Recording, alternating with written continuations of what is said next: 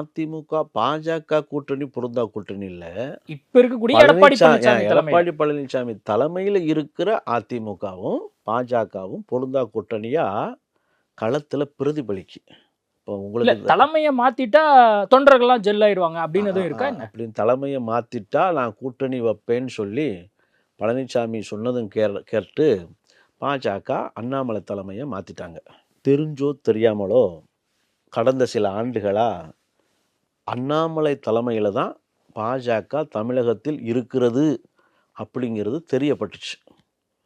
அண்ணாமலைக்கு வந்ததுக்கு அப்புறம் தான் பாஜகங்கிற ஒரு கட்சி ஒரு கிட்டத்தட்ட ஒரு 18% வாக்குகளை பெற முடிஞ்சிச்சு அப்படின்னா அது அண்ணாமலையினுடைய அரசியல். பட் அது பாஜகக்குள்ளேயே போட்டியையும் பொறாமையும் ஏற்படுத்தி அந்த வளர்ச்சி அண்ணாமலையை காவு வாங்குது.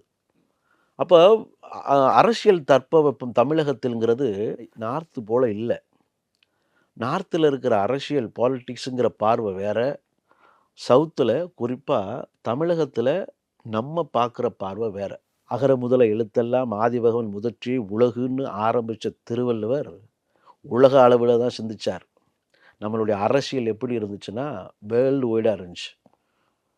அந்த அரசியலை இப்போ ஒரு மதத்துக்குள்ளே கொண்டாந்து சுருக்கிறதும், ஒரு இனத்துக்குள்ளே கொண்டாந்து அடைக்க முயற்சி பண்ணுறதும் தமிழ்நாட்டில் எடுபடாது அப்படிங்கிற அரசியல் புரிதலையும் அரசியல் தெளிவையும் பாஜக இன்னும் அதுக்குள் சரியான நடவடிக்கை எடுக்கவில்லை, அல்லது இன்னும் அந்த தெளிவு அவர்களுக்கு ஏற்படவில்லை என்பதைத்தான் அமித்ஷாவின் தமிழக அரசியல் நடவடிக்கை நமக்கு போதிக்கிறது.